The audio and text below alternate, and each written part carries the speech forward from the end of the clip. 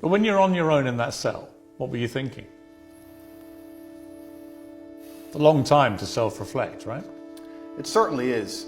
And I think my number one concern when I was in jail, despite the fact that my situation was dire, were my concerns as a man and all the people I have to take care of, and my children and my family and the people I pay for and all the people who work for me. And truthfully, I wasn't worried about myself, I was worried about everybody else. It would be perfectly natural to be emotional in that scenario, and there's no shame in admitting that.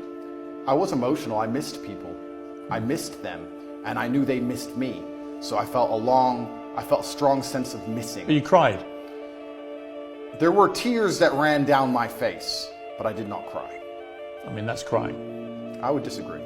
Because you're worried about admitting that, you think you sound Absolutely weak. not. That's a perfectly fine scenario to cry in, but I think the act of crying is an act of desperation. To sit and to cry is an act in and of itself. To do push-ups thinking of your children with tears running down your face, but you're concerned with finishing as many push-ups as possible within that day, I do not consider that crying. I consider that tears running down my face.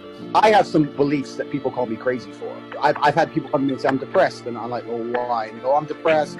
That's why I'm a fat, lonely guy with no girlfriend. I say, no, you're not fat and lonely because you're depressed. You're depressed because you're fat and lonely. You got it the wrong way around. Oh, well, he can't do anything about his life. He's depressed. Oh, this kid doesn't want to behave. He has ADHD. All these pre-packaged excuses that people can just pull out their pocket and say, this is my reason for doing my life wrong. And it's garbage. I refuse to believe any of it. I'm sorry, I refuse to believe any of it. It's completely down to you to build the life you want to make. Depression is the ultimate motivation. Oh, so you're depressed. Okay, so you come along to me and you tell me you're depressed. I expect to see a huge list of what you're achieving per day. If you're unhappy with your life and you're depressed, I don't expect you to be popping pills and sitting laying in bed. I expect you to give me a huge list of everything you're achieving per day. Depression's a fantastic motivation. You know, but people are told the opposite. No, you feel depressed, that's wrong. You should be happy anyway. Take the pills, stay home, take some time off. Complete garbage. You're depressed? Okay, get up, go for a run, lift more weights, make more money, get a second job, get more girls. Like, you can outrun depression. You can outrun depression. You ain't got time to be sad if you're getting where you need to get. You ain't got time for that. You can outrun it. If you start working the jobs you need to do and you're training and you're trying to start your business on the side, you have no time to sit around moping. So outrun it. And before you know it, you'll wake up one day and you'll look at your life and go, wow.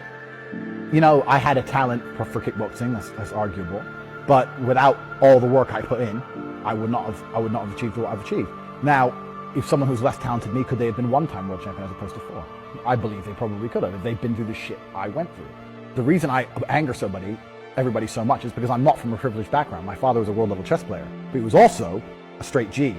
Like, he was very clear, like, you sons got to make your own way in the world, like, you've got food for today, so I'm out here. Like, that's how he was. And when he died, he didn't leave us a penny. So there was no kind of trust fund. We didn't even have a wealthy upbringing. We come from a very poor upbringing. When we moved to England, we were in a homeless shelter. I've got every excuse everyone else has got to be a criminal asshole, and I'm not. So, you know, and people go, oh, well, you're lucky you could kickbox. I said, getting up and running to this gym because my mom didn't have a car and we couldn't afford the bus, and running 4 miles training, then running 4 miles home is not luck. You could have done that and didn't want to do that. So, you know, people may meet barriers, but if you genuinely apply yourself, you'll do fine.